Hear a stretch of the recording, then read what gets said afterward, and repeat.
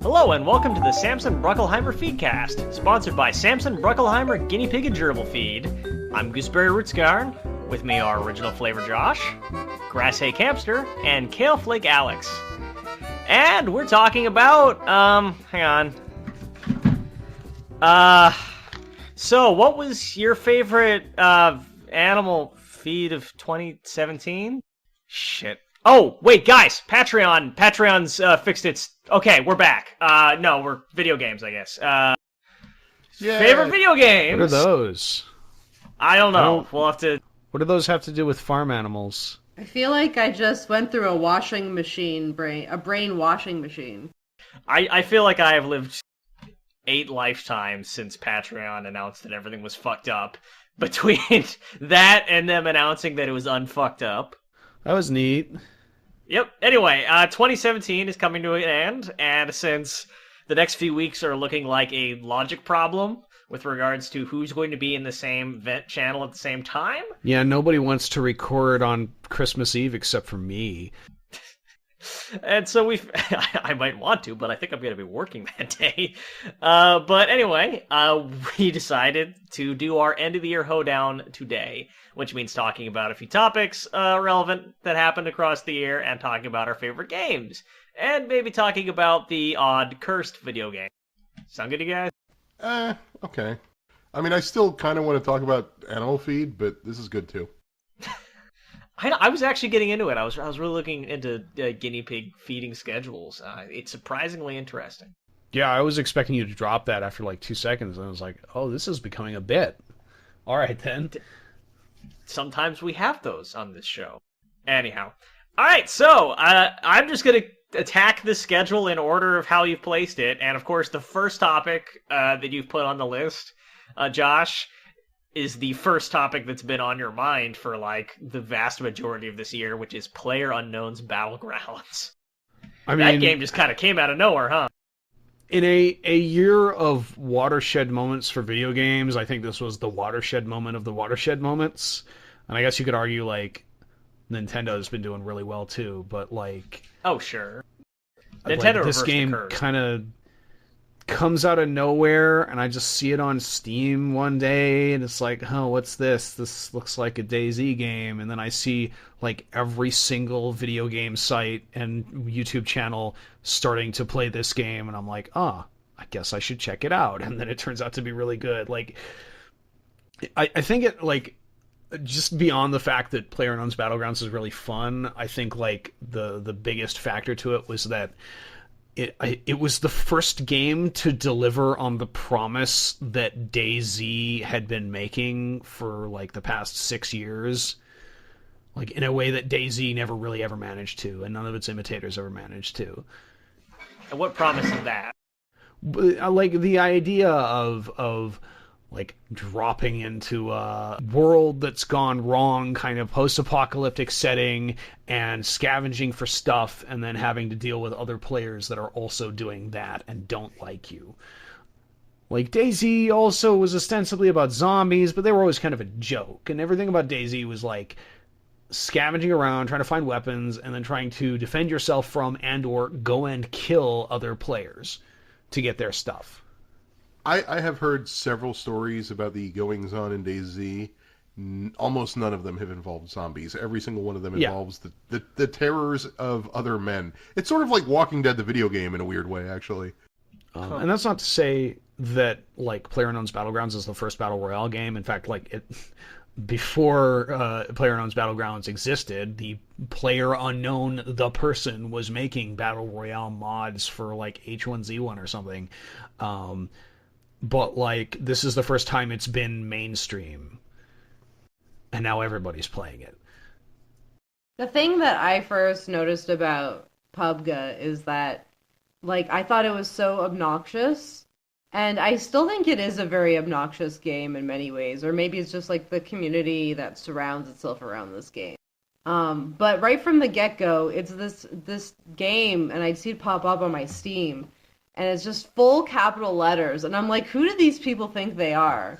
That they're gonna just make the text of their game all caps? Like, what? Like, how? The nerve of you! What kind of game deserves all caps? And so that was my first impression. No, that's true. Yes, that's true. But I mean, you can hardly compare the two. I'm not saying it deserves it, but they reached Massive for it. Chalice does not deserve that, no. Massive Chalice, honestly, if had there been any justice, it would have been called maybe 10 hours of amusement Chalice. And Doom is just good because it's just 4 letters. It's like DOOM.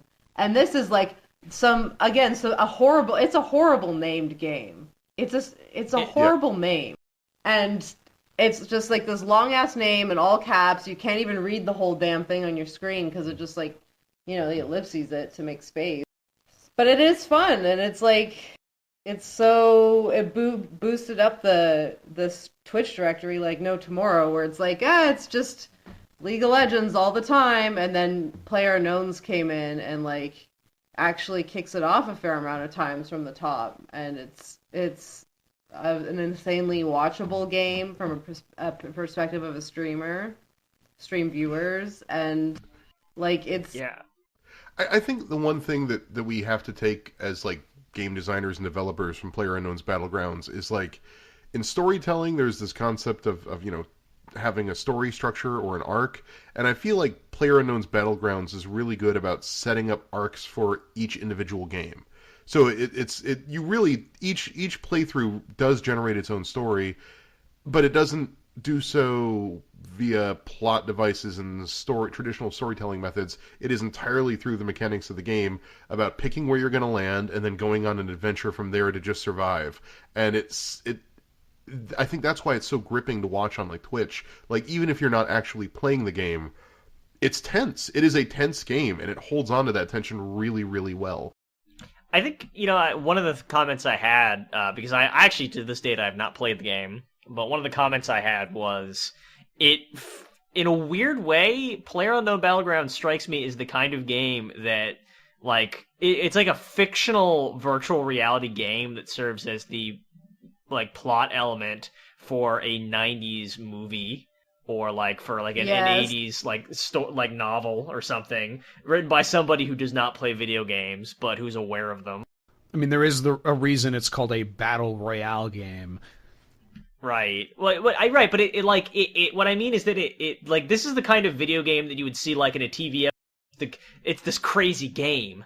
50 people show up on an island, then they fight until only one of them's left. And like if there's gamers in the audience, just like people are not going to play this fucking game. It's going to be so boring. Most of the time, you're just going to be like walking around, then finally a bullet's going to hit you out of nowhere. If you're not the protagonist of this game, it's going to be dull.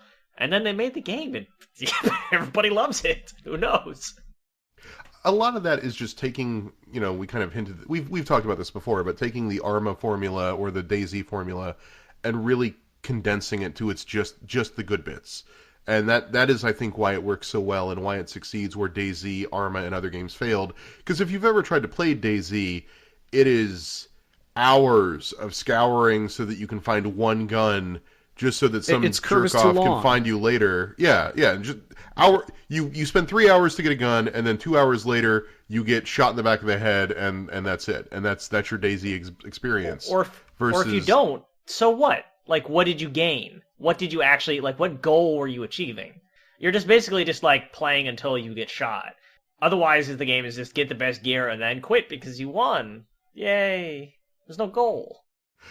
Also, by framing it as a deathmatch, you get rid of the really creepy, like, the darkest parts of DayZ that are really kind of uncomfortable.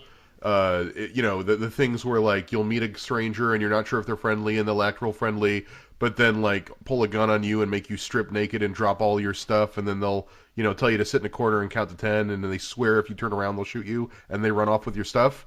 That sort of deep, creepy stuff. Again, the Walking Dead grotesque underbelly of humanity stuff. These battle royale games don't really have that because A, you're there to kill everybody or they're going to kill you, and you know that up front. There's no like ambiguity of, am I going to meet a friend today? Oh no, I met a jerk. That doesn't happen in DayZ. Now it's just the art team being sort of creepy about underwear. They fixed that. In fairness, they fixed that. How did that happen, though? The game's mostly, as I understand it, assets from other places. They don't have a ton of their original assets, at least not in the original map. I don't know if that's true of player models, but I believe that was the excuse they offered, was that like these are assets. Their explanation was that gets them that, like someone who's not on the team anymore made the assets like years ago, and somehow they got switched in for the ones that were already there. And I guess the big question mark in my mind is like, how does that happen? Well, that, and also it was the lighting conditions of the new map that really highlighted it. You couldn't really see it in the existing Erangel map, but the new map resulted in the lighting conditions that really highlighted this, and it was not good. Okay, just to get around the double talk for anybody who doesn't know what we're talking about, there's a, very pronounced...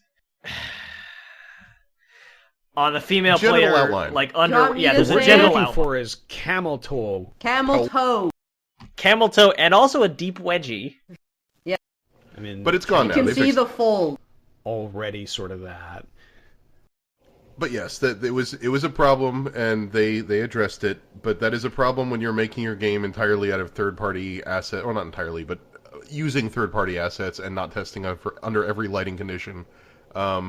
Things can slip by when like a bump map suddenly looks really different in a different set of lighting, and you're like, oh, oops.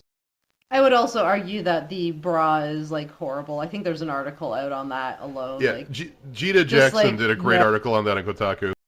Yeah, that's it. It's just give her a damn sports bra. No one's wearing this wire bra.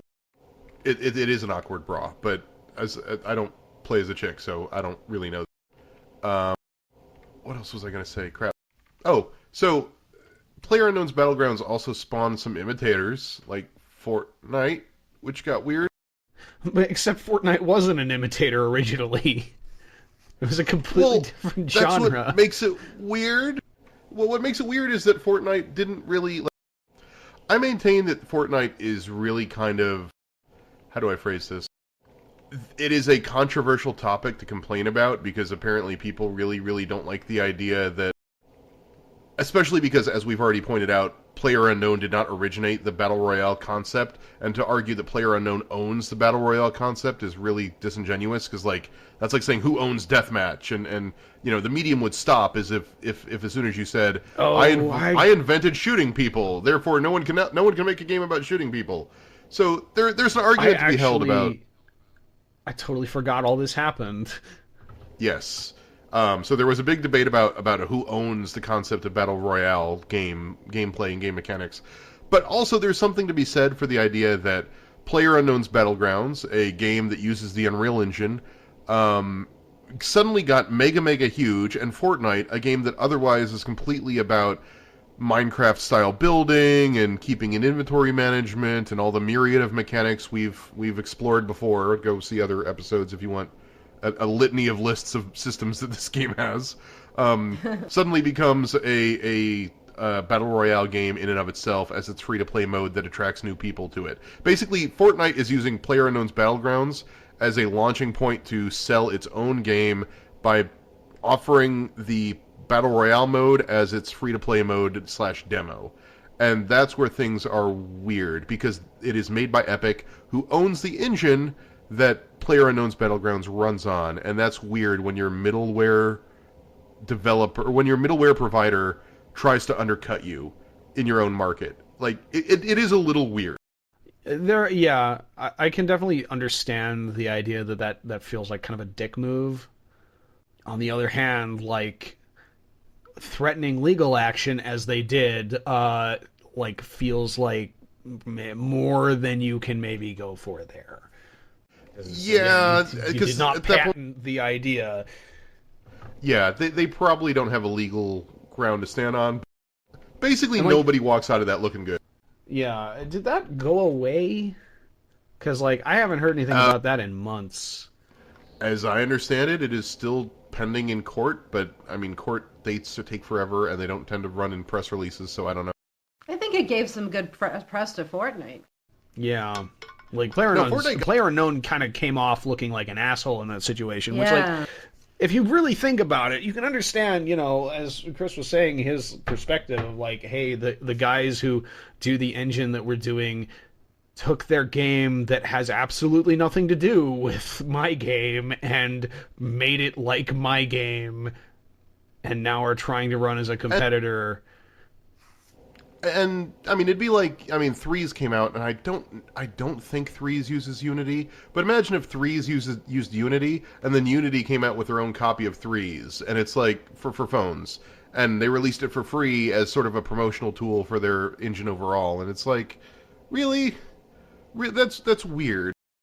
I don't know. I don't think anybody walks away from that looking good. But I guess we can be thankful for the fact that PlayerUnknown's has some direct competition. And apparently the Fortnite Battle Royale mode is good. Yeah, and they've recently added in a 50 versus 50 mode, which is really fun because it takes away a lot of the pressure, I think, of like 1 versus all or team of 4 versus all. So you build your bases and you get some really crazy interactions that you just will never see in PUBG. So it's nice to see them taking other directions. Like, I think there's a place for both of these games. Totally. Especially if they emphasize the base... Sorry, I didn't mean to cut you off, but just the base building. Like, I didn't realize they had a 50v50 where, like, 25 people could be building a base while other 25 people scout, and then vice versa. That could be a cool mode that has something that PUBG doesn't do at all. That sounds really neat. Yeah, they just released it at the Game Awards. And then it's a temporary mode, so maybe they're going to be doing more rotating, like, special game modes as it goes along. Should be pretty cool. I will say that it still feels like Fortnite has no idea what it wants to be, and is still just sort of walking around in the dark, grabbing mechanics at random. But yeah. I like the building mechanics, I like the art style, I hope it finds its way. Like, it does sort of feel like they made this entire game, and through a combination of various factors involving primarily what the fuck are these menus, nobody really liked that particular game, so they turned it into something completely different that people are kind of like down for. Well, the fact that it's free helps. Yeah. And I don't know like what the money-making scheme is for the free stuff. Is it just like buy Fortnite proper to play this other mode? Because that doesn't seem like a great idea. Like, that doesn't seem like a money maker. Fortnite was always you. It was always going to go free to play. It was in early access. It cost $60 or whatever, and then going forward, eventually in 2018, I believe, was whatever. It cost money to get into the early access, and then eventually was going to become free to play. They released the Battle Royale mode for free early. And I don't know what the model is for monetizing that going forward, but the old game was monetized by loot boxes that gave you access to better heroes, better stuff to expand your base, to level up, all the myriad of systems they have. I don't know how many of those systems interact with the Battle Royale mode. As I understand it, very few of them do, but I don't know. They're completely separate. Yeah, so I don't know how you monetize that then. Yeah, there's actually no cosmetics or anything in the game outside of the Battle Royale mode, outside of the parachute and the buffs, maybe? But I'm also not very far into it, so maybe there's more stuff, but I don't think it's as in-depth as PUBG is. Right, and speaking of things that everybody had an opinion on, and that dominated the gaming conversation, while surprisingly few people were actually enjoying themselves, let's talk about bad stuff in games this year. And I think pretty much the big thing, looking back, is the whole loot box fiasco. Let's talk about loot box fiasco. Sounds like a really great name for a character in an adventure game. That's all I'm saying. That actually, that almost is the name of the boss character in Heat Signature, Seder Fiasco. Oh, don't skip ahead. We'll get back. Yeah, also, that game has overpriced mystery loot boxes. Given... So, segueing on to Heat Signature. No, okay. Yeah, now that we talked about that. All right, loot boxes. I don't like them. What do we think? You really have to fuck up pretty hard to get the Belgian government to start calling for banning your particular monetization method. Let's throw that out there for a start. Is the Belgian government like particularly permissive, like famously so? I mean, the EU. It's like Tatooine out there. Government, like the EU super government agency stuff is all in Belgium, so yeah, I mean that is kind of an important thing. If the European Union is going to start investigating loot boxes and potentially banning them, yeah, that's you fucked up a bit, especially since really Star Wars is involved. I really want to see loot boxes become like one of the political flashpoints of Brexit.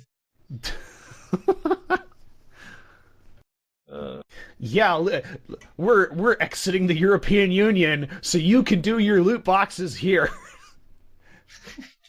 All right, segueing into our next topic, Brexit. No. Okay, so I don't know if this. I don't know if this is a controversial opinion, but I don't like any loot boxes. And I don't mean just like not loot boxes that contain like items that are useful in the game. I don't like any kind of paid loot box where like you pay for it and it contains a random item. Like I think that is bad in general. I agree. I think there are levels of like different levels of tolerance that I have for loot boxes.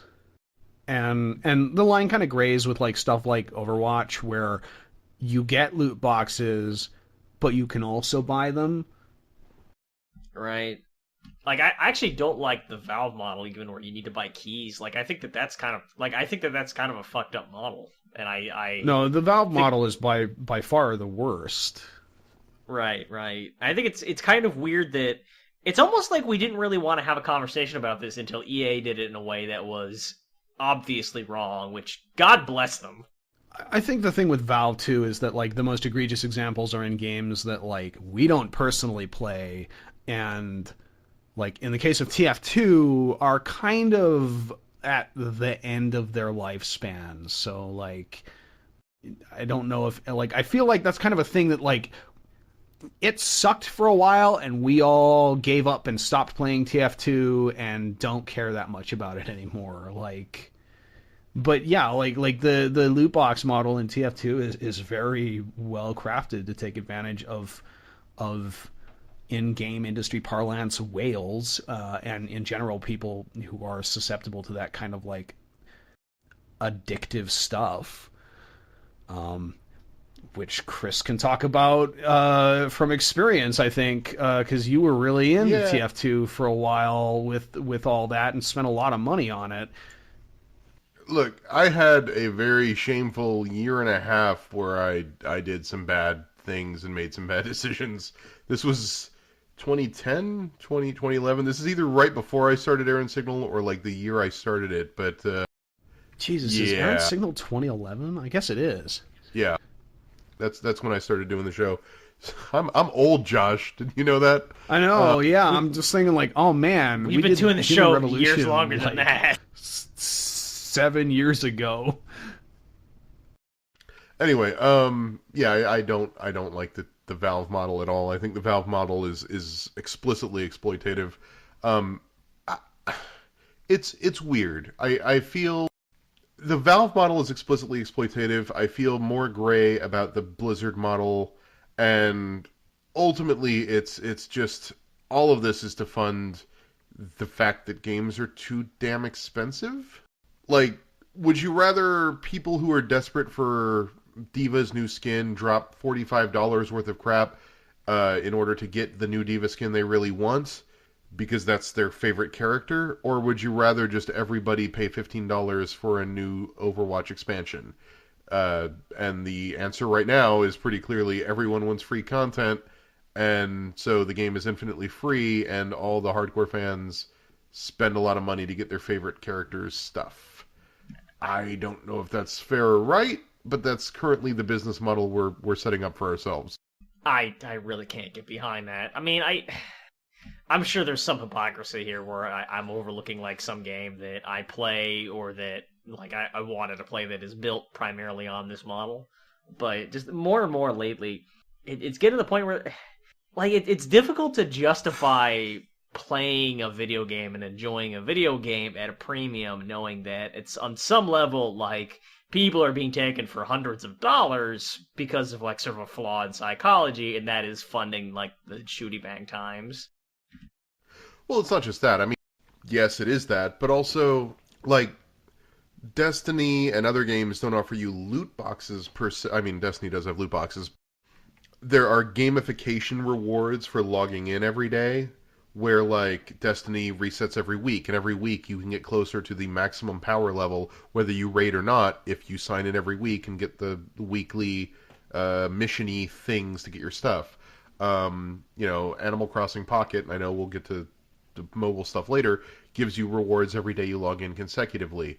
What else? What other games? Oh, Star Wars. I mean, the game everyone points to is a bad example of this. As much as they've removed microtransactions, they kept the daily reward crate that keeps you coming back every day, because as long as you log in every day, you get a free crate that gives you a little bit of crafting gear. It's not just that we are building systems that are designed to prey on people that have gambling addictions and are maybe fanatics about a specific character or whatever. It's also that we are building gamified systems that are meant to keep you playing one game specifically. And yeah, games have always been quote unquote addictive. I mean, you can go back to when Tetris launched on the Game Boy and have people talk about, oh, I had dreams about putting tiles down on top of itself to match. And, okay, games have always had sort of addictive qualities that dig into your subconscious, but they were never built that way intentionally until recently. And I think at this point, that's what we're doing. I don't know if I'd say that's like the origin of this is terribly recent. I feel like it's been a process that we've been seeing over the past 10 years or so, where games have gone from totally. Games primarily as products that you buy and own and you play them for a set amount of time and complete them, to games as a service where they're kind of constantly evolving. I mean, Assassin's Creed Origin is a single-player game with no multiplayer features whatsoever beyond a couple of weird things where you can get quests to avenge dead players, which are like dumb and superfluous. But there is a weekly like raid quest in the game that pops up where you go and fight like an Egyptian god, and it changes every week, and you get like different gear that's only available on those weeks. I haven't been able to take part in it because I haven't gotten to the max level, but this is a thing that's in the game. Like 10 years ago, you would never have seen something like that in a game. 5 years ago, you probably would never have seen something like that in a single-player game with no multiplayer.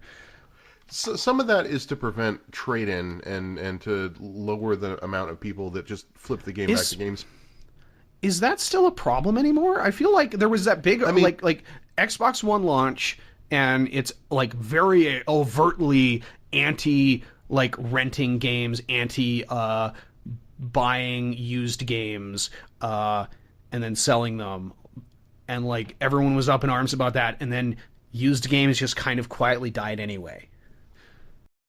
Like, is used games even really a thing all that much anymore? I feel like we don't hear about it all that often, and like a lot of games are just kind of locked to services now.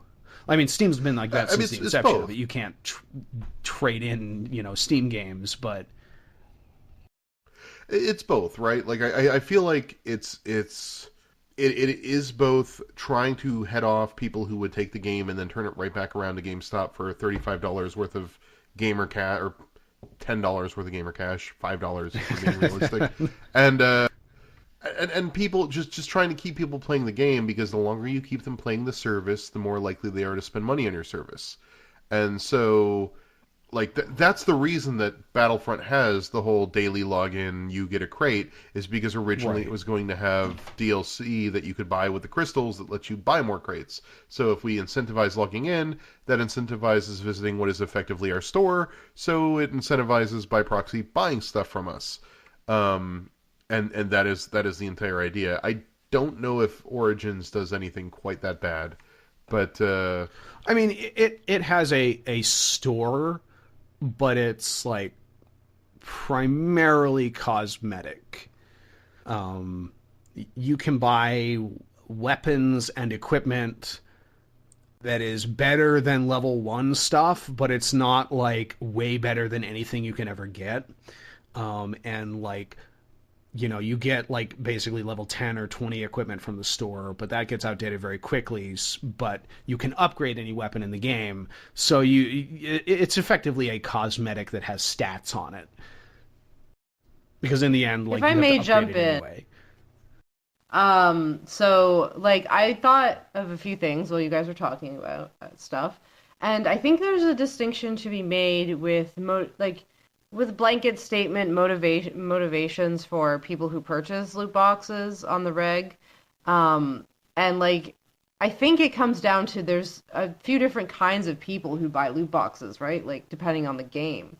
But there's the people who are playing a free-to-play game that want to throw the devs a couple bucks to keep up the servers. And that mentality is always kind of weird to me because depending on the company, it could be like really kind of misplaced to assume that they like really need your $5 every month. I know like Warframe has a lot of that where they're like, oh, I want to support the devs, and like that's really great, but they're not like this tiny indie studio that people make them out to be. Or you have like the games, like a lot of mobile games where it's kind of like you pay to kind of keep up with the meta, where you have to throw in a few bucks every once in a while, or else you're not going to get the good heroes anymore, and your heroes that you used to have are kind of out of date now because they've updated the game so much. But again, that's also like a free-to-play example. But then you have the cosmetics, which again, like that's like a time over money thing. So like for me, it's easy to say like I've never really had to pay money for loot boxes in Overwatch because I play it a lot and I don't need to buy anything because I get everything I want. But for someone that wants like nice skins and they like a particular character but don't have the time, that's where like that comes in for people. And I'm not always a big fan of that. But it's hard to think about it when there's so many different perspectives. Because for me, like I'm not bothered by cosmetic loot boxes, but for some people where, that's a big part of the game for them. Like think of like Train Simulator or something, right? Like the whole point of that game is to buy DLC to collect the trains because it's for train enthusiasts. Yeah. So like there's it's just I feel like it's funny how we're just talking about this now because I feel like this has gone on so much longer, and I think when we just focus on loot boxes, it kind of narrows the focus in a way that's kind of misplaced. I mean, because it eliminates a lot of other things that are similar in games, basically. Like, I think if we really want to get down to it, what we're really talking about is well or debating is it ethical to intentionally design systems that are intended to take advantage of addictive behavior and use that to generate revenue? Like in broad strokes, is it okay to have a society where gambling is a thing that people can do and can be and is a big business? And how does that apply to video games? Because video games use a lot of those similar systems and logic. I think Alex has a good point in that even like constraining it to addictive behavior might be too reductionist. Like, because if you look at like, I don't know about you, but like when I look at like the Train Simulator like DLC list, it's difficult for me to see this not as something that is basically like somebody or along the line somebody is being taken advantage of here. Because this content is being sold at a huge premium. Like, where it's difficult to imagine people, like, spending this much for this, like, kind of product unless there is some kind of compulsion, which is unusual. And yeah, I can see that. But I, on the other hand, I mean, obviously, like, I don't want to, like, be patronizing people like, yeah, no, you only spend this much on this product because, like, you have some weird brain thing that makes you do it. But on the other hand, like, I think most people sort of get that feeling. Like, even if they can't articulate, like, a firm line that's being crossed. Like... Well, and it's like we're not used to it doesn't always... It's not so clear-cut when you're talking about purchasing things, like, especially the Train Simulator DLC, where... some people may argue, oh, it's nice to have a digital version of this because buying the physical train set would take up so much space or whatever, or more expensive. But at the same time, it's like, yes, you can spend $50 on that train, but what happens if the server goes down? Or like they just stop, you don't have access to the DLC anymore, or like Steam, something happens with Steam, then it's like that's gone. But if you bought a train, you would always have that train. I feel like that's true in terms of like the impermanence of digital goods in general, but also you're not spending $2.95 to get a mystery train out of a box, even though you know the 3 legendary trains you want. You're spending $5 to get the one train you want. Like, I want the so-and-so express train that goes from here to here because that's my favorite region of trains. And then you buy that specific train, and then you have that train until Steam goes belly up, and then you don't. And that sucks, but that's like the impermanence of digital goods.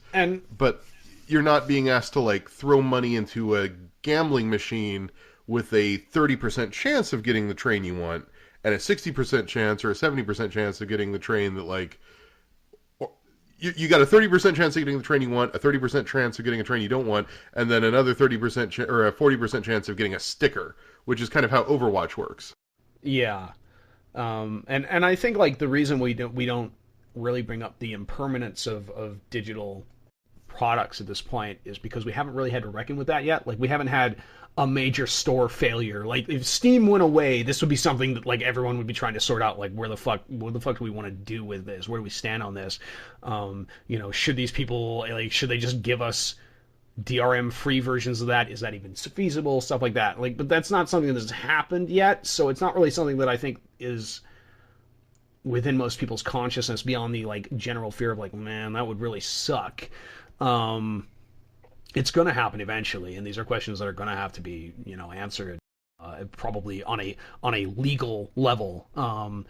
But I also agree with Campster's general stance, which is that like there is something very substantially different between like you can buy this specific thing, and maybe it costs like a lot more than it probably should, but you can just buy it and it's yours, and like yours for as long as service exists, asterisk. But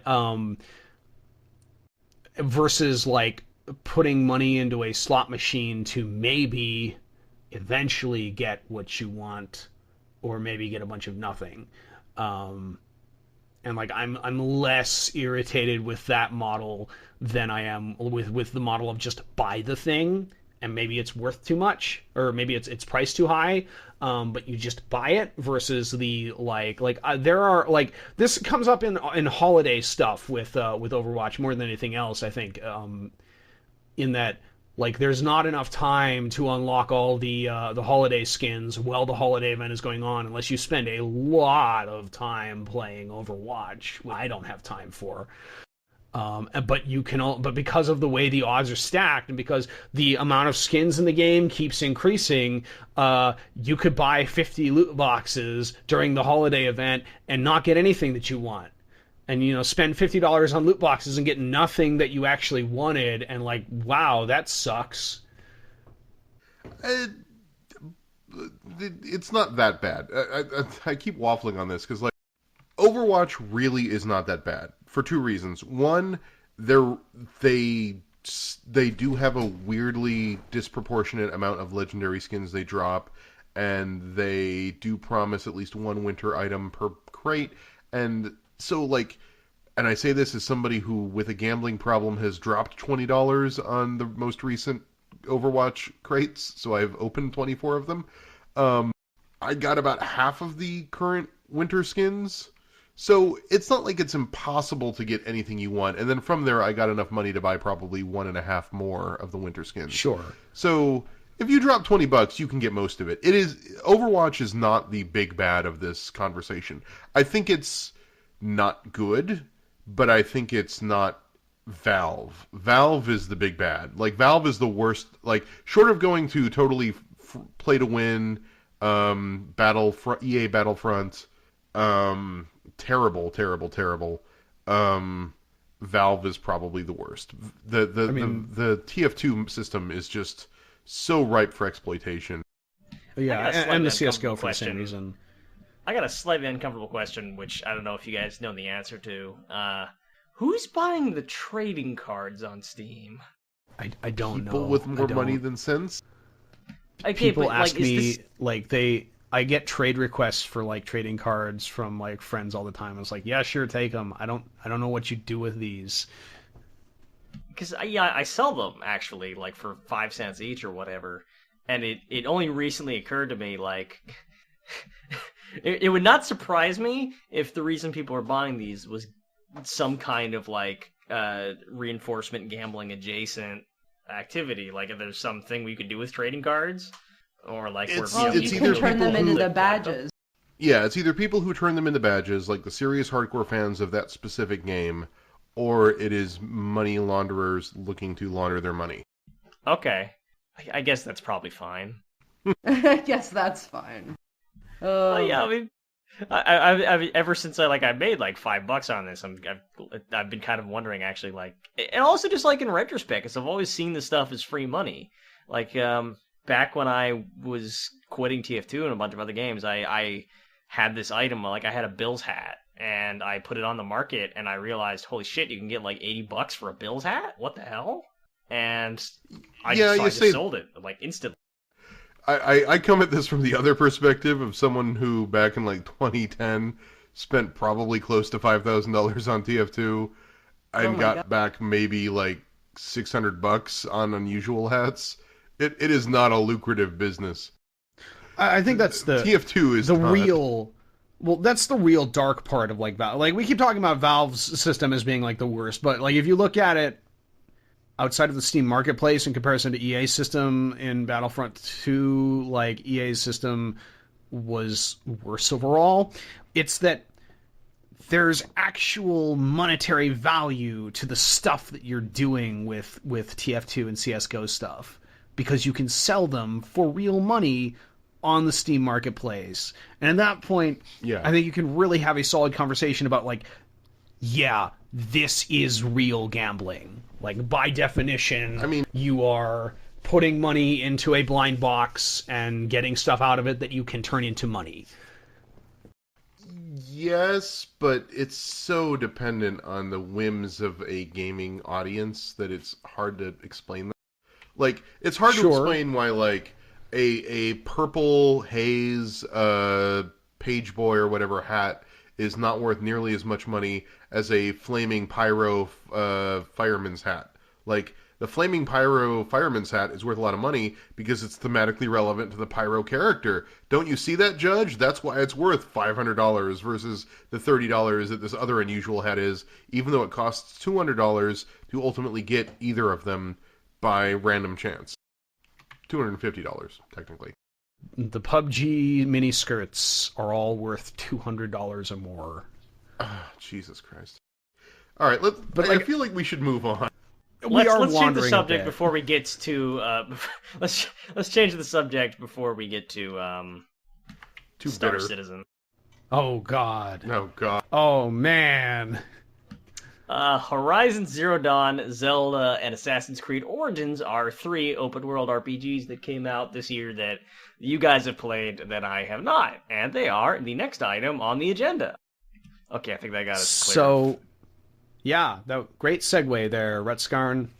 Good going. I'm well known for my segue quality. Horizon Zero Dawn is my game of the year. Like, hands down. It is a very good game. I don't know if it's my game of the year, but it is among the best AAA games I played this year. I mean, the only like hesitation I have there in declaring it my game of the year is that I haven't played a lot of the other games that came out this year that could potentially contend for that spot. But like, this year's been really good for video games. This year is like 2015 again, I think. In that, like, man, there's a lot of games that came out that were really good. We didn't really have any bad AAA open world games, to my knowledge. I'm trying to think. No, like Assassin's Creed Origins. I know one. Oh Ghost boy, Recon which one? Wildlands. Oh shit! I forgot about what? that. Yeah. That came out this year. What was it? Ghost Recon Wildlands. Oh, well, yeah. Okay. Sorry. We didn't have any bad ones that anyone actually played. I played They can't all be Wildlands. winners. You've played Wildlands, Played Alex? Predator DLC? Yeah. No, I haven't. But I played a good chunk of the main game. How would you describe it? It kind of reminds me a little bit of, what's that one that's where it's a third-person shooter where you're, like, on the island trying to blow up everything? Just Cause. Yeah, it's like just a mix of Just Cause and, Far Cry 2. That sounds good on paper. Except Yeah, Just and I Cause think, 2 or like- Just Cause 3? Because there's a distinction there that's important. Yeah, probably more 3. Yeah, I know. I was disappointed with Just Cause 3 as well. But I think if you play with a friend who's like just wants to chill out and drive your Jeep around and just get up to some goofiness, I think it's pretty fun. I wouldn't pay like full price for it, but I think it's like obviously there's a story there that people are gonna rip apart, but you know, it's like Army of 2 as well. So, like, it's a nice co-op game if you just want to chill with a friend. I wouldn't play it by myself, though. Was Watch Dogs 2 December 2016? No, it was like November Yeah. 2016, but it was a 2016 game. Okay. Winter Okay. 2016. I couldn't remember. Okay, moving away from the bad games of the open world stuff and back to the good ones. In general, though, I think like open world games are in one of the best places they've ever been. You know, And I'll shut up. well, and like it's like there's a lot of The Witcher 3 in this year's games. I feel like Assassin's Creed Origins and Horizon Zero Dawn especially are Assassin's Creed Origins almost exclusively are Witcher 3 in a lot of ways mechanically. And the way their open world works. And The Witcher 3 was kind of like a refinement of a lot of the Far Cry stuff into something that wasn't super irritating to play. I think Zelda is kind of the odd one out, because Zelda is different in a lot of ways. But like it's interesting to see like the influence of The Witcher 3 had on open world games in general, coming through now 2 years later. I think Assassin's Creed Origins is the best Assassin's Creed game in a very long while. I haven't finished it yet, but have strong opinions on Assassin's Creed Origins. Well, not strong. Not tepid. I have not tepid opinions on Assassin's Creed Origins. It's weird in that it is the best playing Assassin's Creed game probably ever. But it's because Assassin's Creed as a series has never really figured out what its mechanics are, and it has backfilled all of its mechanics with like RPG leveling and vaguely Dark Souls-ish combat. Like that is how they fixed it. And I feel like they made it not an Assassin's Creed game anymore, basically. And I don't know how to feel about that, because how do I put this? It is the most engaging Assassin's Creed has been as far as having a core gameplay loop the series has ever been, but that core gameplay loop is more or less stolen from other games and doesn't really have anything of interest or value to offer to anything new. I will agree with all of that. It is totally Assassin's Creed or Dark Souls-ish combat where you dodge and then counter attacks. Which was exactly how The Witcher 3 had it too. So like again, that's also by way of Witcher 3. It is all about leveling up and grabbing the best gear based on stats and random drops. That is very, very RPG-y. These are very standard gameplay loops, I guess is what I'm saying. Like, they are loops that work, and Assassin's Creed has not worked in most of its history. So, like, suddenly Assassin's Creed feels like a good game, but also it doesn't feel like Assassin's Creed. It doesn't feel like a game that is, like, soul-searched and found its own identity. It's like, well, we don't know what the hell this thing is anymore, so screw it. It's kind of an open-world RPG where you find loot drops, level up, and then eventually take on things with Dark Souls-style combat.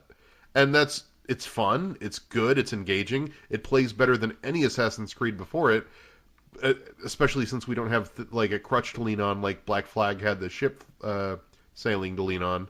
But at the same time, I have played this better in Dark Souls, and I have played this better in various RPGs about loot drops. Like, I've played Disgaea, and I have played Dark Souls, and both of those do both of these things better. So... My stance on it is it does not innovate in any way whatsoever. I agree completely with that. Like, it's got an investigation system ripped right out of Witcher 3, combat ripped out of Witcher 3, leveling up system ripped out of every RPG-esque game for the past 10 years. Like nothing about it is new. But it still feels better than old Assassin's Creed. It's like, fun. Yeah, and really, this is more than anything a condemnation of old Assassin's Creeds than it is like, this game sucks. This game is good. I would recommend people play this if you like anything we're saying, or if you like Egypt in general. And I think that's the big thing for me is, like, it's the first Assassin's Creed game that's fun to play. And okay, I didn't play half the Assassin's Creed games because I fell off after like Assassin's Creed Brotherhood. But of those games that I played, like, it's the one that's actually interesting to play. And it does what the Assassin's Creed series is really ostensibly there to do, which is put you in interesting historical backdrops. And it does that while actually playing pretty well, and I'm happy with that. So like, I don't need it to innovate. They also take like a tepid half step towards emergent play, and I respect the effort, but it doesn't work. Oh, like with the random, like, oh, there's a predator attack over here, go deal with it. Not even the predator attacks, although it is hilarious when I like spawn in the middle of the Sirius temple where everyone is worshipping, and then for no reason there's a freaking hyena, and it's like he's mowing down dudes, and I have to actually like there was a situation where I was in a hallway and there was a guy in the middle of the hallway, and on the other side of me and the guy was a hyena, and the hyena was like freaking everybody out, and everyone's like, kill the hyena, and the dude would not get out of the way, so I ended up chopping the dude to bits to get to this hyena, and I felt really bad. But I killed the hyena, and everyone's like, you're great, dude. Thank you for that. And I'm like, I am kind of awesome. Anyway, like, so the game has weird procedural bits like that, but the game also has an emergent bit in the sense of, like, there are in the other Assassin's Creeds, there are forbidden zones, fortresses, bases, religious temples, places where you're not supposed to walk freely. And you have to sneak your way in and kill the big bad of that area. And unlike other Assassin's Creed games that sort of like just sort of made it more of a linear journey from A to B where you have to get to the center of the temple and kill the dude, here it's more like the dude will spawn at a random place and he walks around with his entourage of guards, and you will spawn after you die, or however you want to approach, at a random place, and it's up to you using your fancy pants bird to find where the dude is and take him out. And it tries to go for a level of emergent play where it's like, the dude is anywhere within the space, you can go wherever within the space as long as you're stealthy. Try to take this dude out. And I respect that, and I think it's cool that they're trying that. In practice, I don't know if it works, because stealth is really hard in this game. Not really hard, but really limited. It is hard to do stealth well in Assassin's Creed Origins, and I just end up sorting the crap out of every single person in the entire base, and mostly it makes me feel like a badass soldier more than a stealthy assassin. And I feel like the thing that is missing most from this series is, like, if you go back to Assassin's Creed 1, a lot of the assassinations were based around, like, planning the assassination. You know, sitting on a park bench and overhearing conversations, or hiding in with monks and stealing keys from people so that they don't know that their keys are missing. None of that stuff happens anymore, and it's switching this really like scripted crap for a emergent system. And in theory, I am behind that, but it is not emergent enough to make me go like, oh my god, this is amazing, the way like Well, like Zelda does, as long as we're talking about open world games. Yeah. It almost feels like in the first game they were going for something like systemizing Hitman, like making Hitman a little more like discreetly focused in particular sections of game. Find out where he's going to be, and then find out what his favorite fish is, and then poison his fish so that when he eats it, he dies. Like, yeah. But like Assassin's Creed 2 dumped those, so like that's not something that's been missing from the series for forever. Yeah. And I think that it would have been interesting if they decided to go that way, but like I can understand why they did not. And I think Assassin's Creed Origins, like it is in every way derivative, but it's also fun to play. I think it's good. On the other hand, Horizon Zero Dawn, I think, innovated in a lot of ways and has, and this was really the surprise for me, I think one of the best sci-fi stories in video games. Horizon Zero Dawn also has better combat. Like, hands down. Absolutely. And it's not just like The Witcher 3 combat. In fact, the combat is quite a bit different, and it's all focused around like the various ranged bow weapons that you have. And it creates this incredible world. I think the setting is great and incredibly unique as far as video games go, and has some really solid character work and like a lot of stuff that I'd love to talk about, but I don't think you've played through enough to have reached the points where the game really starts to blow your mind. No, I need to go back and finish it. It's really like you need to experience it yourself. Me telling you what happens would really diminish the impact. So even if like everybody here doesn't care about spoilers, like I don't want to give them, because like for anyone listening, like if there's any chance of you playing Horizon Zero Dawn at some point, you really should. Horizon Zero Dawn is really good. I mean, really, this was a great year for open world RPGs between Assassin's Creed Origins, which is the best Assassin's Creed game ever, and also somehow the worst open world game of this year, other than Rainbow, or not Rainbow Ghost Six, Recon. Ghost Recon. Those and games then, shall Horizon not be Zero named. Dawn and Zelda. Like Zelda, we really haven't talked on, but it's mostly because Zelda is Zelda. You either kind of really dig it or you don't, and I dig it, but I don't have much to say about it. There's a reason I haven't talked about Zelda, and that's because I bought Zelda when I bought my Switch, and I played it a bit. Then I stopped and never went back. It's one of those games that I think like I should play, but I don't really have a desire to plug it in and play it. And it's a weird position, because I didn't think the game was boring. I didn't think the game was bad. The one irritation I had with the game was that like I don't like that I have this like idea in my mind of the particular buttons that should be mapped to stuff in an open world 3D game, and they're mapped to different buttons in Zelda, and there's no way to make them work the way I want them to, which is really just like Nintendo's B and A being switched, but A still being the button that you use to accept stuff. So I'm constantly like trying to sprint when I want to talk to people, and talk to people when I want to be dodge rolling. But like that was the only irritation that I had with it. But like I just bounced off of it in a weird way. I don't really know how to explain it. I liked it. I still haven't finished it totally, but other people, please jump in and talk about Zelda. Yeah, like I think Zelda, it's hard to really for me to give like game of the year, because there's so many games I haven't gotten around to. I know, like, I think both Chris and I have recently started Persona 5. Nier is another game, like, I have not played yet, and Horizon, like, Odyssey, like, I haven't gotten around to any of these games.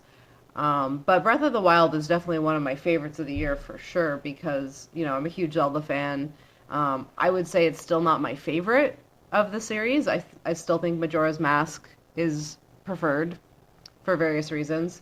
But it's one of those games you can put on and just a chill game, and I think being on the Switch that you can kind of pick it up, do a shrine maybe, and then like if you go on with your day. You don't have to necessarily wait for a big load-in where, you know, like for Witcher, I have to be in the mood for Witcher, and I have to be like, all right, we're gonna sit down and really play a big chunk of this. And I think Breath of the Wild splits up the gameplay in a way that makes open world games a little bit more digestible in small doses. And that's why it's perfect for the Switch. Like it's a perfect game for it. I will say, I think its setting is really cool for a Zelda game. Zelda's never really done like proper like post-apocalypse before. And like there are still like towns and whatever in Breath of the Wild, but from what I've played so far, like, you know, it's very much like the kingdom has fallen and shit's really bad. And there's lots of just like abandoned ruins of a much greater civilization that's no longer really exists, that I think is really cool. Whereas other Zelda games were a lot, I mean, Majora's Mask was weird, but, you know, for the most part, like, other Zelda games are much more, like, standard fare kind of fantasy, like, wander around and, like, hang out in the kingdom and you know, do stuff that you would expect in a fantasy game. And this one is much more, like, the whole world is fucked. I mean, like, that's actually a point of criticism I have for the game, is because they do have this kind of post-apocalyptic ruins and things like that, but there's nothing to say about them. You know what I mean? There's no, it's not like there's a history there that you're uncovering. It's literally just like sometimes you see a broken wall, there's one broken camp where you get a little bit of insight into, but other than that, it's mostly just like there's not much story to uncover. And I think that's the distinction for me between Breath of the Wild versus Majora's Mask as being my favorite. Is in Majora's Mask, there's a town there and you actually get to know the characters, and there's like really in-depth relationships that you go through. But here it's just Link's story and Zelda's story and a little bit with, you know, some other characters, but for the most part you don't really get a sense of a lot of what the characters are doing in this game. Like you don't get the sense that they're in the sort of post-apocalyptic world in many cases. It's that aspect is the one criticism I have. It's just not, it doesn't connect as well as it could have. I feel like Zelda's always had a sort of weird issue with developing history for places, though. Like, I haven't played Majora's Mask all that much. I know stuff about it primarily through like osmosis and memes. But like other Zelda games also kind of have like the like an issue with, in my mind, establishing an idea of like they're kind of fairy tale-esque. They don't feel like they have, like, places have a history and there were other people before all that often. And like the whole Zelda, the idea of even talking about a Zelda canon is weird to me, but apparently there is an official like Zelda canon where all the Zelda games actually take place in the same universe, which makes no sense to me at all, and is a weird thing. No, it doesn't make any sense. Because they're always just like, we're recycling these characters and putting them in new like situations and stories. Sort of like if Final Fantasy had like one primary one protagonist that was in all games. A bit more like a bit like Mario, but even Mario has like a canon that you can kind of follow and doesn't like make no sense when like you can kind of imagine that Mario Galaxy takes place after Mario 64 and that they could potentially both exist in the same universe, whereas a lot of the Zelda stuff is like there are explicit contradictions in how things work and the way the world is constructed. I'd like to think the timeline has been mostly thrown out the window for most fans, because it was, you know, applied retroactively, and I don't think people see it that way. I think that maybe Nintendo was trying to push it for whatever reason, but it doesn't make any sense. And not even between, never mind the Hyrules or the lands, it's just like even the differences between the Links or the Zeldas doesn't really matter. Like every Link is basically a different character. Yeah. I think my point is that, like, if you're having an open world and, like, the main point of you're going to be spending all your time in this area, and you have this kind of world situation or whatever, and you have all these homes destroyed, it's just weird to me that there's no remnants of any life, or, like, you can't trace that. And it's a fairly recent catastrophe, too. So it's like, you think everyone would still be reeling from that, but, you know, it's not really ever about Hyrule.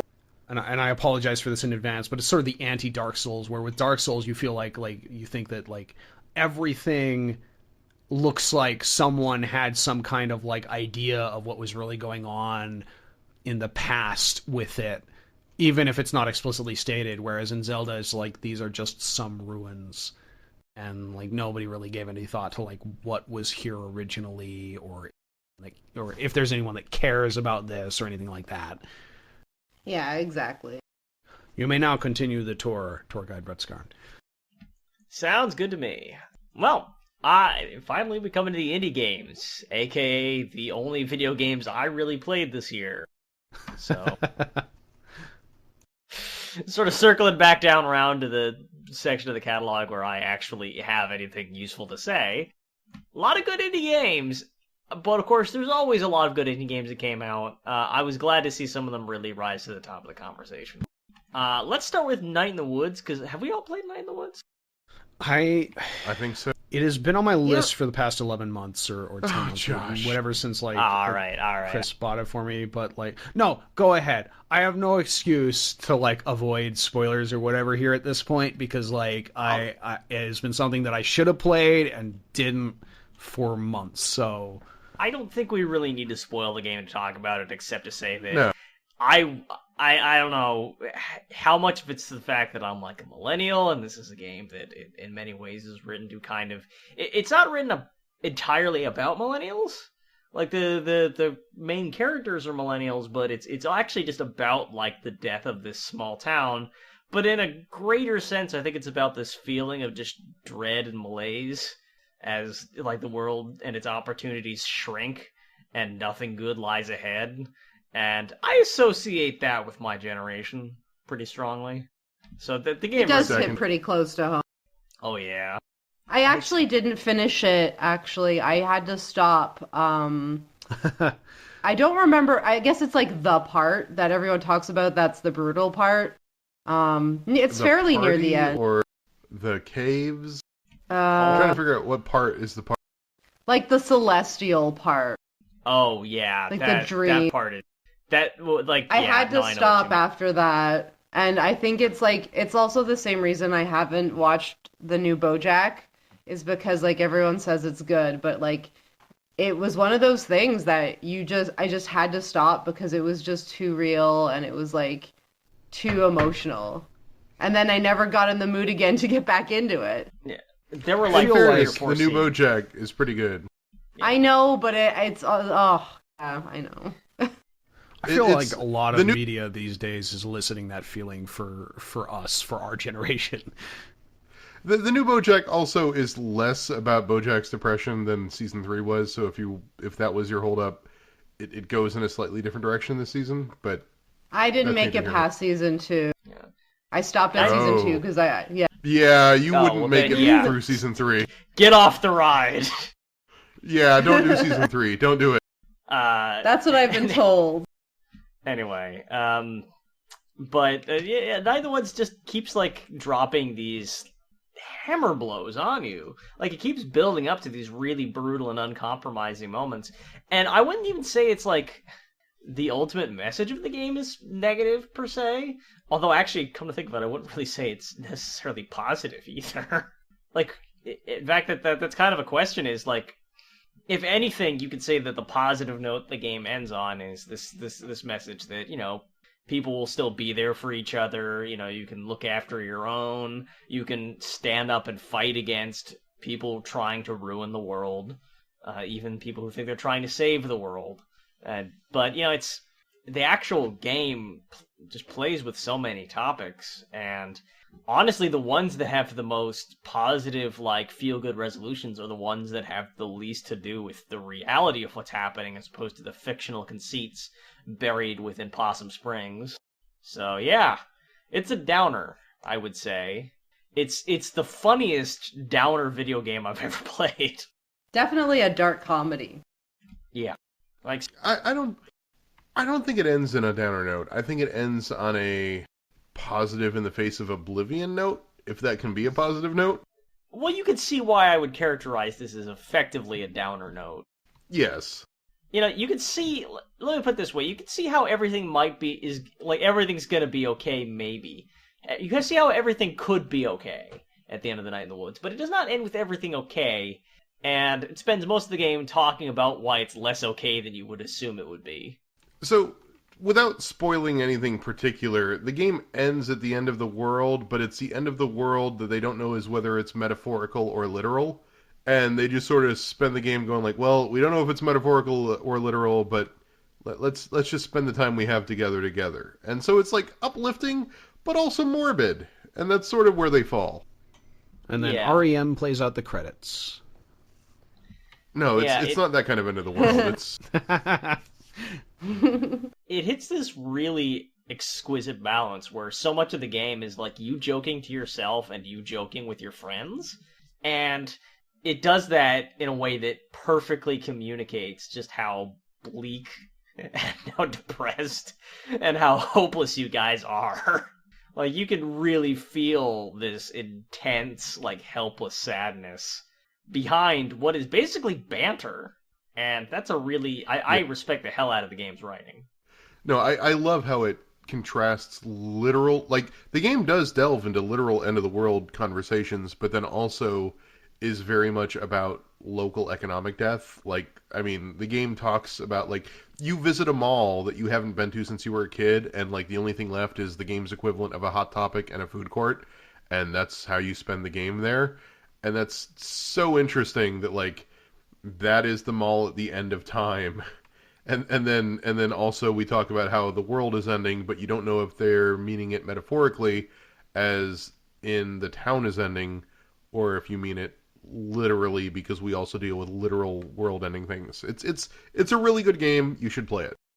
Yeah, I wholeheartedly recommend the game, although maybe not if you're having significant troubles with sort of down emotions. Although, I don't know, maybe it'll help give you catharsis. I wouldn't say that it has made me more depressed playing it, and I've been dealing with that. It's a comedy. Yeah. That mall thing actually literally happened to me. Although the finding out about it was over the internet because I don't live anywhere near it anymore. But when I was a kid, there was this local mall that was already kind of dying. And, like, you kind of, like, you know, every year a department store would kind of pull out or something. But, you know, it was still there. They had a movie theater there and some, like, restaurants and whatever. And I looked it up on Google Maps, like, in a drunken bout of nostalgia for my childhood, like, 2 or 3 years ago. And, like, the whole mall was demolished. There's nothing there anymore. Did it show up on Dan Bell's Dead Mall series? Because Dan Bell's Dead Mall series is the best. It was probably too small a mall to show up there. Like, it was always like a small town local mall, you know, like a strip mall indoors almost. I remember reading that the reason there were so many malls built actually had nothing to do with the fact that, you know, there was a golden age where the mall was the most, like, economically sound way to, like, you know, just have a bunch of stores turning a profit. It actually had much more to do with the fact that building a mall made this very specific tax break where you basically couldn't lose money on it. And, like, that basically, it's not that it was, like, this extremely successful model that is now dead per se, so much as they accomplished their purpose a long time ago, and now, you know, now that there's kind of a downturn in retail, they're not worth keeping around. Internet killed the retail store. Yeah, although I also hear that that's not as straightforward as people say it is, but I don't know. I this is really not my forte. My forte. We're talking about video games. Yes, video games. Speaking of which, Heat Signature. Holy shit! Who else played Heat Signature? I did. Just me and Chris. I've almost bought it several times, but Past I like recommend it. It's 4 weeks has been like crazy for me, so I probably wouldn't have had the time to play it even if I had bought it.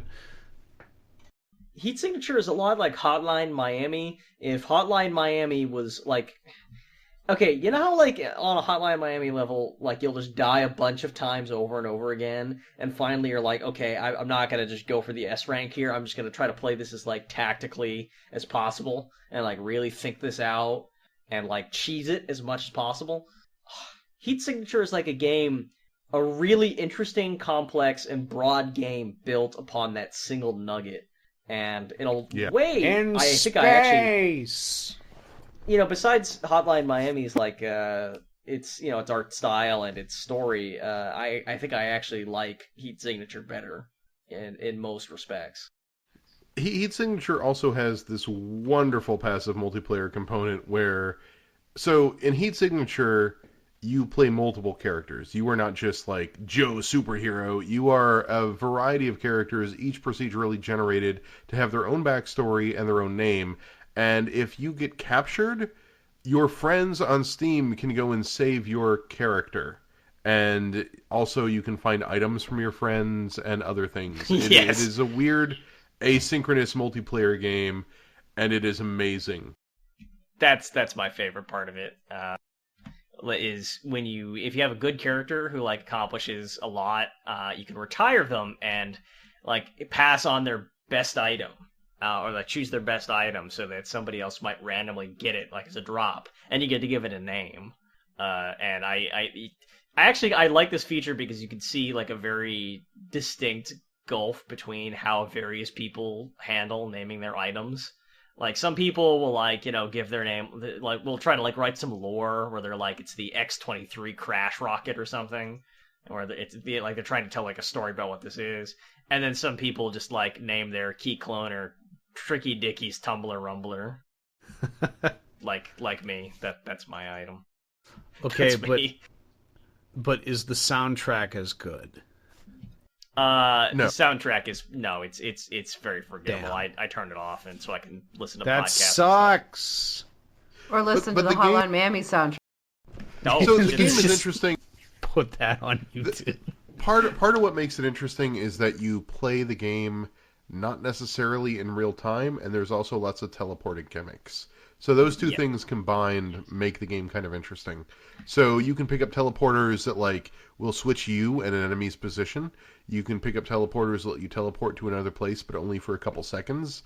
There are other teleporters that let you do other things. But basically it gives you sort of the ability to suddenly appear somewhere and do a thing and then teleport back, or the ability to swap your position with an enemy, which might get you in a better position and it might not, depending. And all of this is really interesting when you're trying to stealth your way on board a ship, because you get missions, and the harder the mission, the more likely it is that they ask that you either not kill anybody or get detected. Yeah, I've talked before about how I enjoy games where you can kind of use weird tactics and kind of exploit things to defeat odds that you really have no business going up against. I love this game. I never say this, but I'm actually pretty good at it. No, it's a game that really, how do I describe this? It's a game that sort of starts where you feel like you're pretty good at it, and then once you realize what the systems are, you get really bad at it, and then once you really understand the systems, you become kind of a god. And I feel like Rutskarn has reached god tier in terms of understanding how to manipulate the systems. So I may or may not have every achievement. So Rutskarn is the campster playing Super Hexagon of Heat Signature. He has way more hours in it than me, yes. Okay, so I've actually gotten to the point where I'm just trying stupid new builds, just to have fun with it. I told Chris, so how the game works generally is that you do missions that give you a lot of money, that you funnel into better equipment, into progress that you can use to unlock new systems, which unlock new purchasable items, and which you can basically exchange to unlock your personal mission, which is this really hard mission, which often in theory, you're supposed to have really good equipment for because it's a huge bastard. And the first time when you play with your first character and you get your personal mission unlocked and you look at it, you're definitely your jaw's gonna hit the floor because you're like, how is this even possible? But I recently played a character where my personal mission was the first mission I did in the game, and I did this by just hopping into my pod and finding random ships and just like being a pirate. Just like crashing random ships, defeating whatever crazy mess of enemies is on it, and slowly scraping up enough money through all these like daring raids to get enough money for my personal mission. And like That is amazing. My new character is I'm playing Gentleman Thief, and like the rules for him is I have to pick a character whose personal mission is like steal something. I can only accept heist missions. I have to take the highest like difficulty heist mission available. I can never be seen by anybody. I can never trip any alarms, and I can't use lethal force. It sounds like you're playing this game a lot like you tend to play Hitman games. A little bit. And you're into this game a lot like you're into Hitman games. That is correct. Oh, you say into Hitman games. I actually did not play much of the new Hitman, which is pretty good. I also haven't. I have it, but I haven't. Part of it was that there was a texture glitch that was annoying, and it actually was being really fussy about letting me change my settings. And then part of it was just... that always sucks. Yeah, part of it was just like, I guess I was in a mood for more fast-paced games. And it's like the way I want to play Hitman is very slow. So, Yeah. Would you say that's like sort of the one of the underlying problems of like stealth-based games, that they often turn into very, very slow games? Yes and no. Because I feel like that's like when I play Hitman, I play it to like the best way, the most satisfying way to play a Hitman game, right, is to do it and get it in one run where you do everything right, and get out of there with like Silent Assassin. But that's really fucking hard and takes a lot of like studying the levels and understanding, like figuring out guard patrols and knowing where different characters will be at different times. Right. Does Hellblade: Senua's Sacrifice count as an indie game? Yes. Yeah. Neat. I think this is another really good game that came out this year, and it's really cool. It is that a really good game. It seems to have broken even by this point, which is good. How do you even talk about that? It is a game about mental illness set against the backdrop of like Nordic hell with Dark Souls combat, and it's really, really neat. And I feel kind of bad like talking about it because like I don't suffer from depression by and large, so, and this is a game about like depression and like schizophrenia. Right, and I saw some reviews from people who suffer from depression, schizophrenia specifically, who said that they thought that it was not, like, it was a worthy effort, but didn't really get at the heart of it, and didn't really get at sort of the heart of the philosophy of dealing with it, which, yeah. I would say that it is the most noble effort I've seen put forth, whether or not it actually captures it. And it's not for me to say whether it actually manages to capture it, but it certainly is in the realm of video games trying to deal with this topic, putting forth an effort that has not really been seen before this in a medium that tends to treat people with psychological illnesses as like the targets of violence and condemned criminal origins more than the protagonist of a title. Like, yeah, I don't know if it captures the sense of what it is to experience this, but it puts the effort in to like listen to people who have gone through this, and it tries very hard. And even if it doesn't really encapsulate everything that it means, it tries. And I think that effort is worth noting, even if it fails. And it very well may fail. Again, it's not for me to say this game is exactly what these people experience, but it is a game that is at least listening to these people, and that in and itself is something. I don't know if it's enough, but it's something, and I think it's certainly a game worth playing to see that.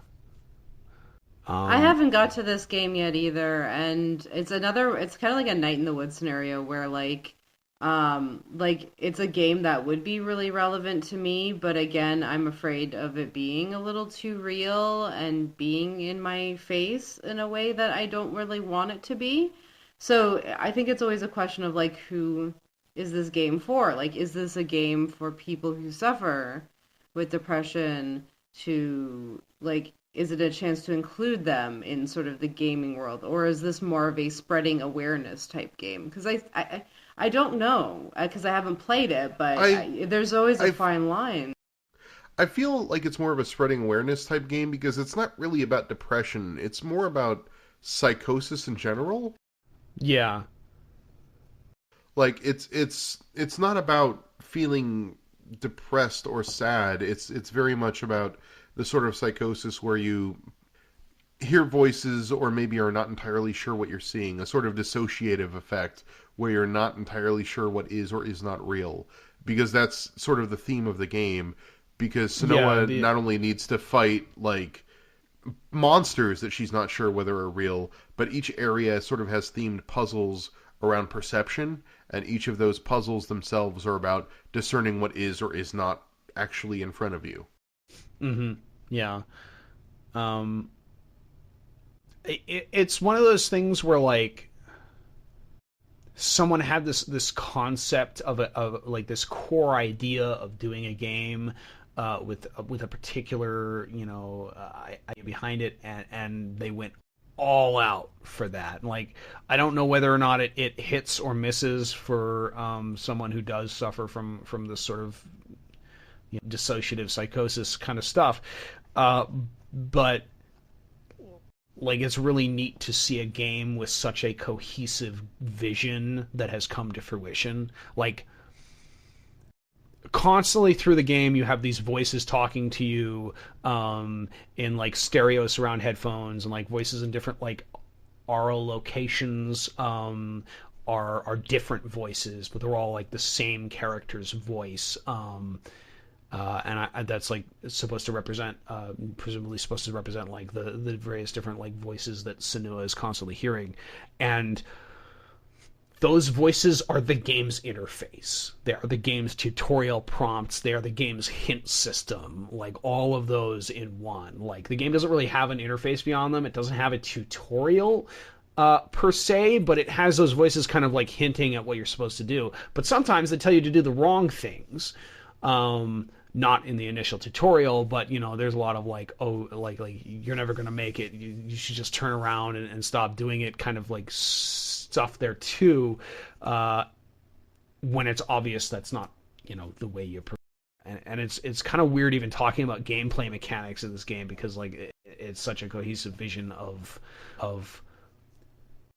like it's clear it's the game that the makers wanted it to be, in a way that you don't really get out of like AAA titles, where they're obviously designed by committee, and like Assassin's Creed Origins is not the vision of any one small group of people, whereas Hellblade: Senua's Sacrifice really is.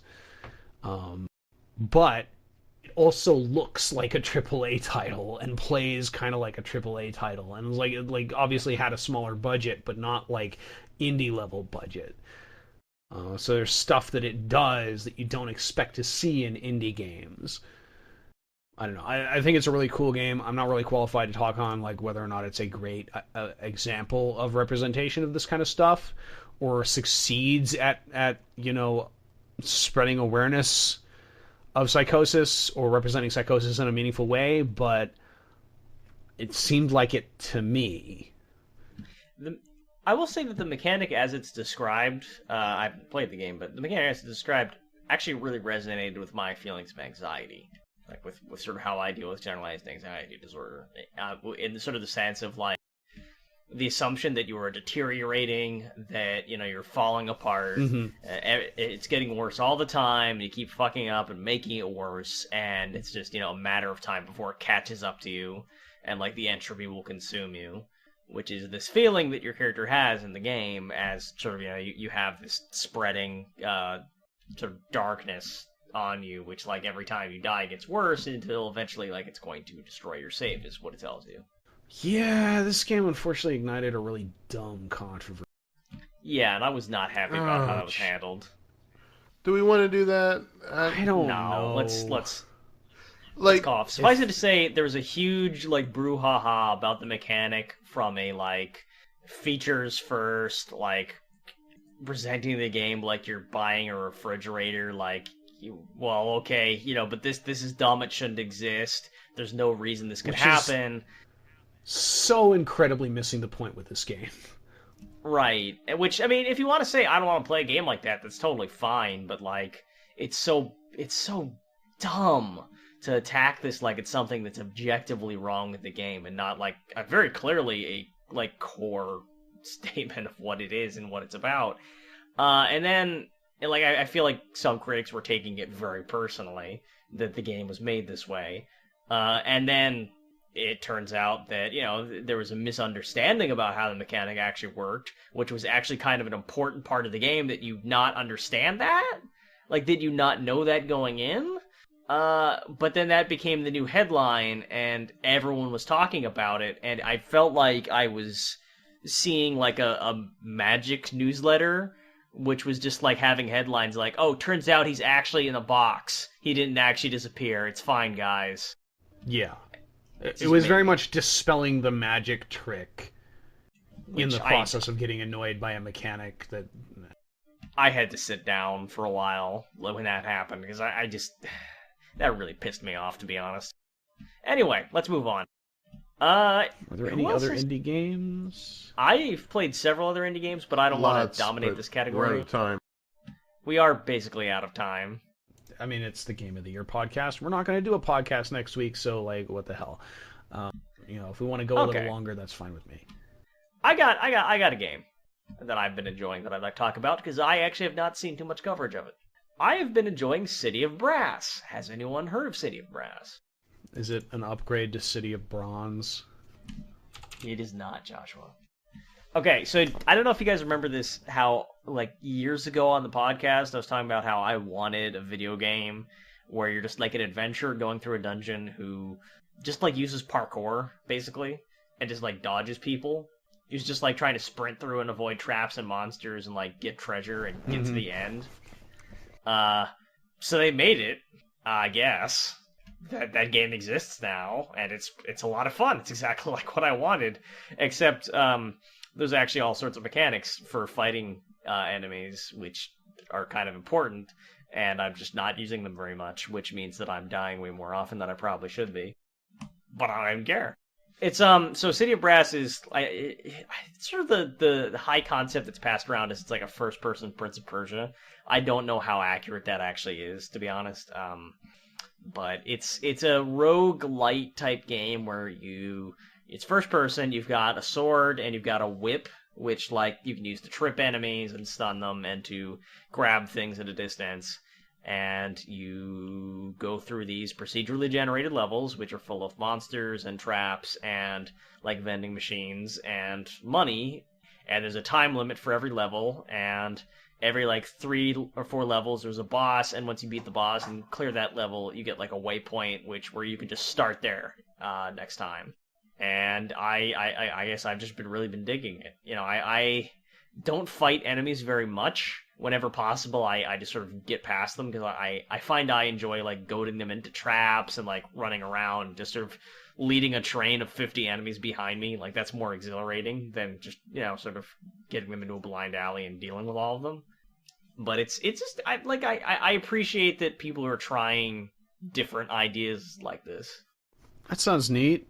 Why have I never heard about this game before now? It's weird. Like, it's actually got pretty good production values. Like, the monster design, the level design, it's very pretty.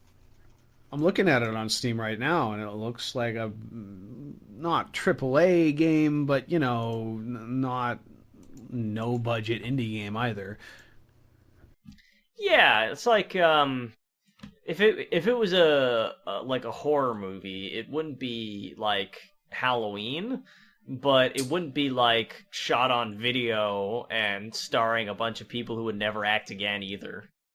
It would be like a movie starring a couple TV actors and maybe like the brother of a Hollywood actor, and there'd be like actual monster effects and at least one stunt.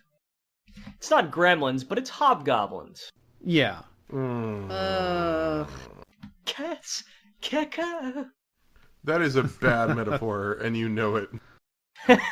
Yet I'm not sorry. So, in that case, are we pretty much wrapped up with the podcast? Is there anything else we should talk about? I feel like we should mention Prey. I mean, that happened.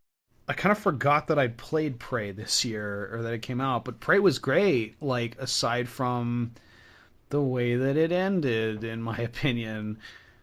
I already said my piece. I'm not saying nothing more. Arcane Studios is, like, really just tearing it up, which is unfortunate, because it seems like they're not making their money back. Oof. I hope the Dishonored 2 does a bunch of business, because I like Dishonored 2. And Death of the Outsider. Yeah. And Prey's not bad. Prey just stumbles a bunch, especially towards the end. But Prey's good. It's just, it could have been amazing, and it's a really great intro for a game that is ultimately mediocre. Which makes me feel really bad about saying that, because I dig a lot of what it's trying to do, and I dig the legacy of 0451, but Prey does not stick that landing. I feel like there were elements of it that were really cool, and elements of it that just completely fell flat. Like, I feel like it had a real problem carrying over the promises from the early game into the end game. Like, the whole thing that comes up early on that makes you wonder about it,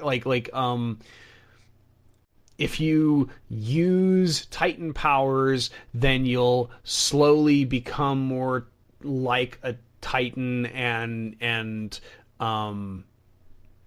the station will start to turn on you. The station security systems will start to identify you as an enemy creature, and like, is that like, you know, are you sacrificing your humanity for that? All of that just gets completely forgotten. You get like a little voice line at the end of the game, depending on whether or not you chose to do that, and that's it. Like it feels like it was setting up something that got dumped at some point. The whole January and December dichotomy turns out it didn't really matter at all that much. I just, like, the problems I have with that game are just like the way the third act played out and the way the after credits ending played out. Yeah, that sounds about right.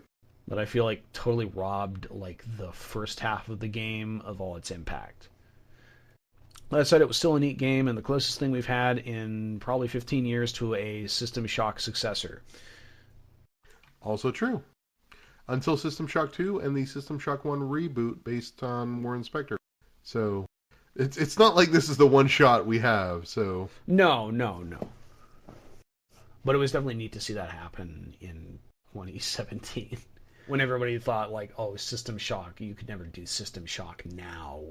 I feel like it's also weird that we haven't mentioned Mario at all, but Mario Odyssey came out so, like I haven't finished it yet. Like, I'm not even I finished it. into it yet. I like it. Like, that's one of those games that I feel like we'll be talking about next year. Wow. Yep. So, in typical spoiler warning tradition, we're awarding the Game of the Year for 2017 to Bad Rats. Congratulations, Bad Rats. Yay! Bad Rats! Congratulations. Okay, actual games of the year. Let's just straight up do it. Alex, Game of the Year. I would say Breath of the Wild. Chris. If you put a gun to my head, I'd probably say Mario Odyssey, but I don't like that answer. Mario Odyssey or Night in the Woods, depending on how I feel on any given day. Those are the two. Okay, original flavor Josh. Well, I've already said it. Horizon Zero Dawn, hands down. Game was great, incredibly innovative, good combat, and a really fantastic story with great characters. All right, I'm going to give it to Night in the Woods with kind of the honorable mention going to West of Loathing, because I don't have too much to say about that game except the fact that it's hilarious, or at least I do have a lot to say about it, but I didn't really want to take up podcast time on it. So yeah, West of Loathing. So does Night in the Wood win?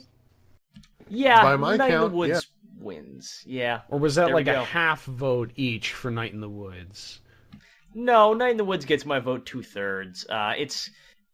Night in the Woods will stick with me, but West of Loathing was just such a breath of fresh air. If you're looking for a good time, get West of Loathing twice. It has all of the different pun food groups. For the record, we covered like not even a quarter of the awesome games that came out this year. So yeah, 2017 Ignore was a us. great year for video games. Although we did With cover a 100% of the few new games I played this year.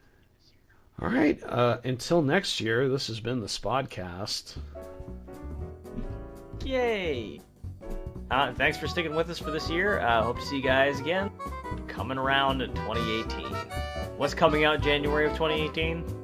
Probably Is that everything. a trick question? That's an actual question. Far Cry not 5. Star Citizen. No, Yay. Far Cry 5 is like March.